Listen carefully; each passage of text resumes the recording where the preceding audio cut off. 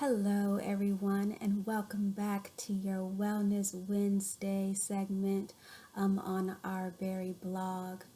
One of the things since we last met, we have been informed that we will be having online distance learning for at least 4 more weeks now.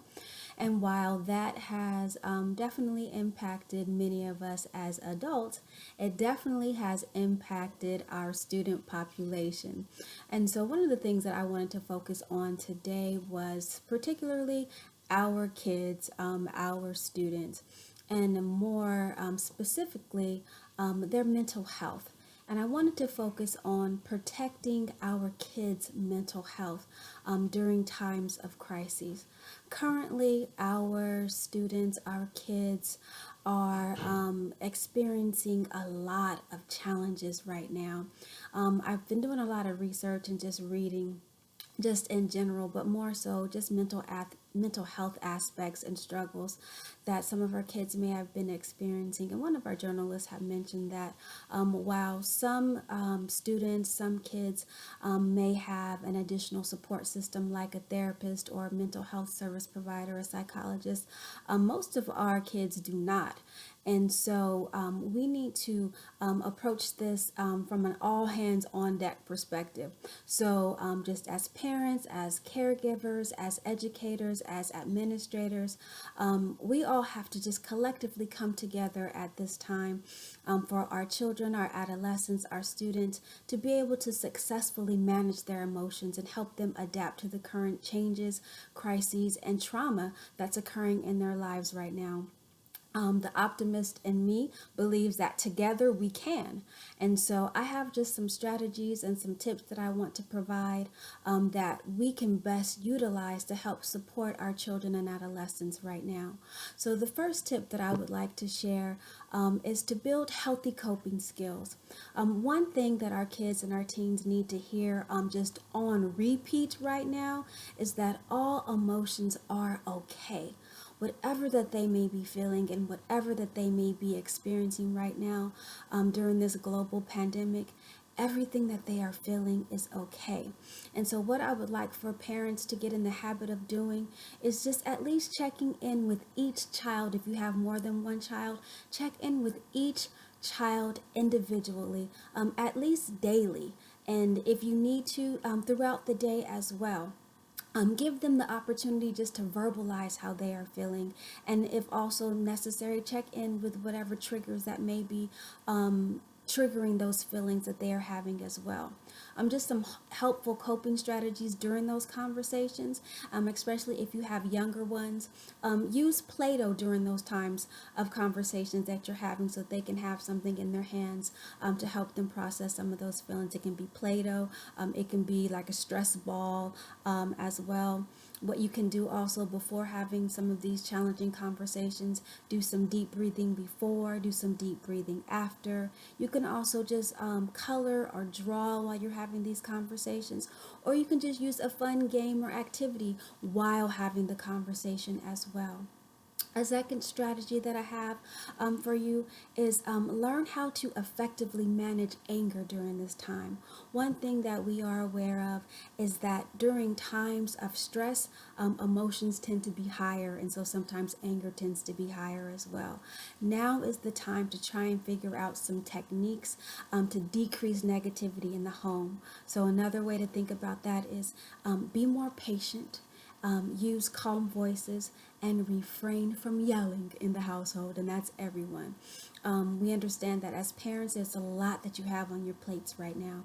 You're trying to juggle work responsibilities, parenting responsibilities, keeping the family physically and emotionally healthy and safe, and run a distance learning program. And then kids are adjusting to being away from their friends, missing teachers, adjusting to this new system of learning and this new way of learning, completing home tasks and school tasks, then missing sports activities, missing just different events that they were long awaiting for.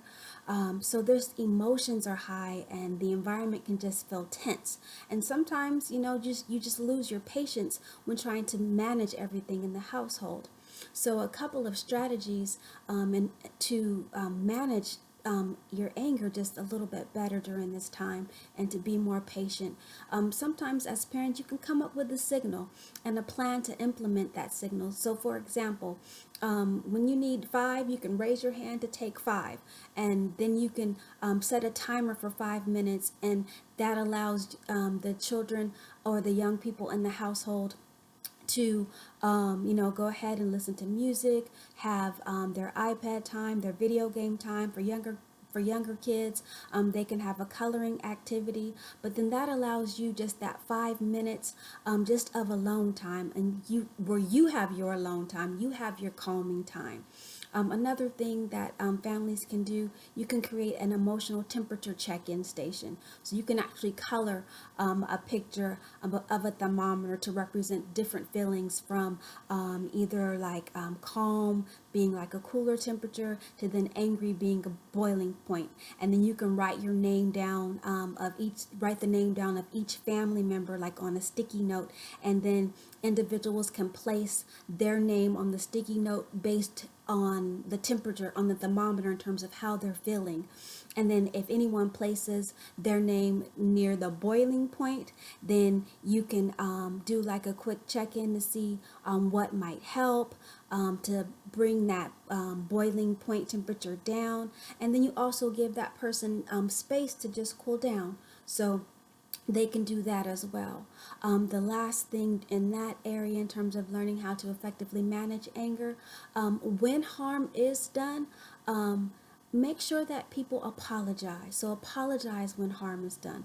It's normal for everyone to lose your cool at times of high stress. So for parents, one thing is, this is the time, if that does happen, use these opportunities for that less than perfect moment to teach your kids about relationship repair, because you're not perfect and no one expects you to be perfect as parents either. And so take the time to say that you're sorry and apologize if necessary, and then work through and talk about what efforts can be done to make the situation better the next time. And then young people and children can do the same as well, and you can model what that looks like for your children in the household. The third tip that I have, adjust expectations. Be realistic and flexible in your expectations to help your children and adolescents just remain calm and focused at this time. Remember also to limit your comparisons to only yourself and your household. Do not compare what you're doing in your household to other people and what they're doing in their household. Your household is your unique household, and that is okay. So tailor your expectations to your child, your family, your household, and what you are able to collectively do yourself most effectively in your situation and with the resources that you have available to you. And that's okay. So just adjust your expectations. And then the fourth tip that I have for you is practice empathetic communication.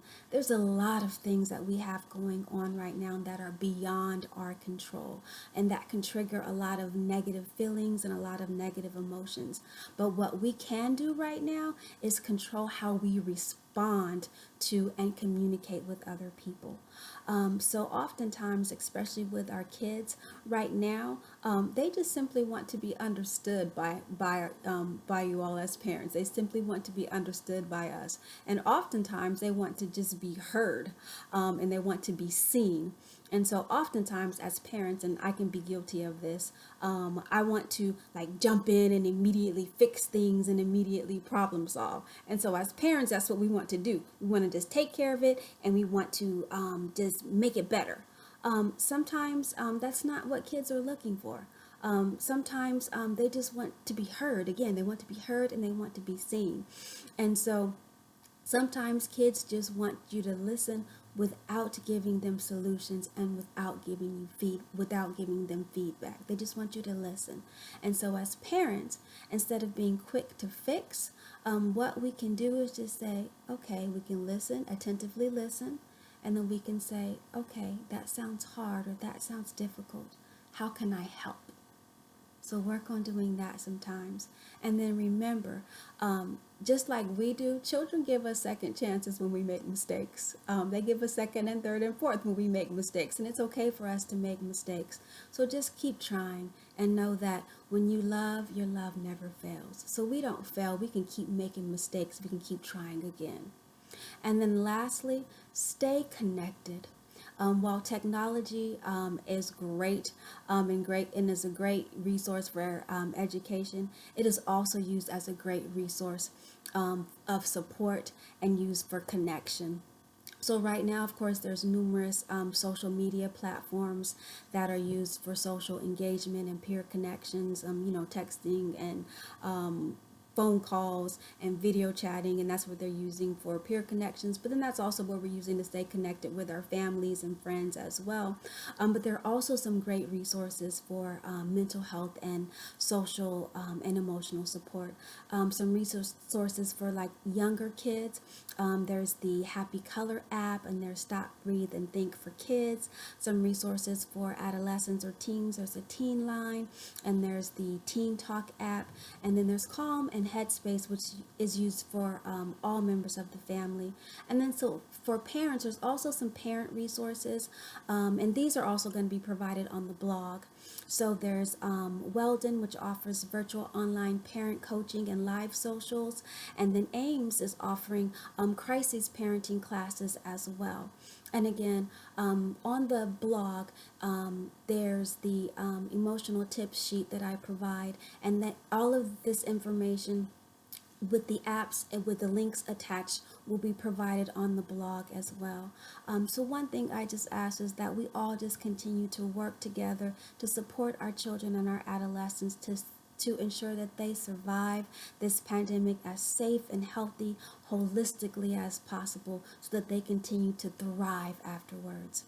I wish you all positive health and emotional wellness, and of course I'm available via email, and then we can also Zoom request. You can also send a Zoom request, and we can communicate that way as well.